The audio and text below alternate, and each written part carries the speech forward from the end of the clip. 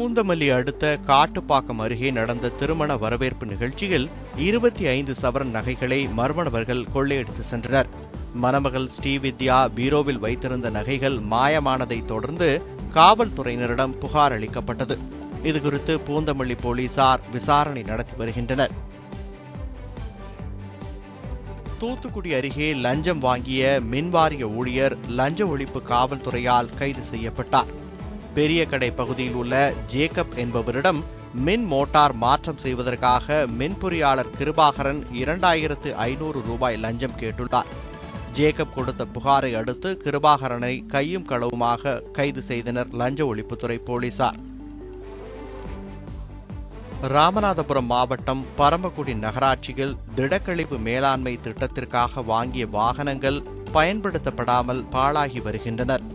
15 லட்சம் ரூபாய் மதிப்பில் வாங்கப்பட்ட 3 சக்கர வாகனங்கள், நவீன குப்பை தொட்டிகள் உள்ளிட்டவை துருப்பிடித்து வருவதால் அதிகாரிகள் நடவடிக்கை எடுக்க வேண்டுமென பொதுமக்கள் கோரிக்கை விடுத்துள்ளனர்.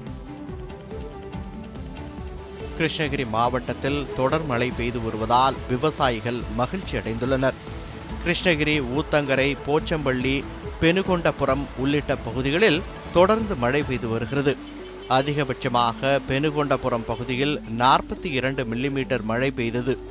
மழை நீடித்தால் பள்ளிகளுக்கு விடுப்பு அளிக்கப்படுவது பற்றி ஆலோசிக்கப்படும் என்று மாவட்ட ஆட்சியர் கதிரவன் தெரிவித்துள்ளார். அரியலூர் மாவட்டம் செந்துறை வட்டத்தில் 200 அடி ஆழத்தில் சுண்ணாம்புக்கல் வெட்டி எடுக்கப்படுவதாக தமிழக மக்கள் முன்னணியினர் குற்றம் சாட்டியுள்ளனர்.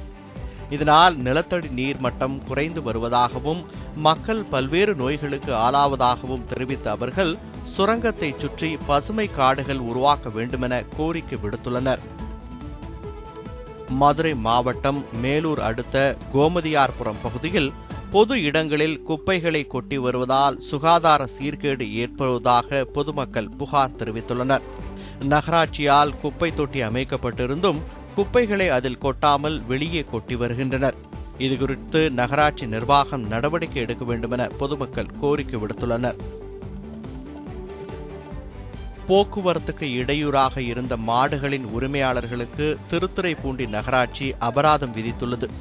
திருத்துறைப்பூண்டி பகுதியில் ஏராளமான மாடுகள் சுற்றித் திரிவதால் பள்ளி மாணவர்கள், பெண்களுக்கு இடையூறுகள் ஏற்படுவதாக புகார் எழுந்தது.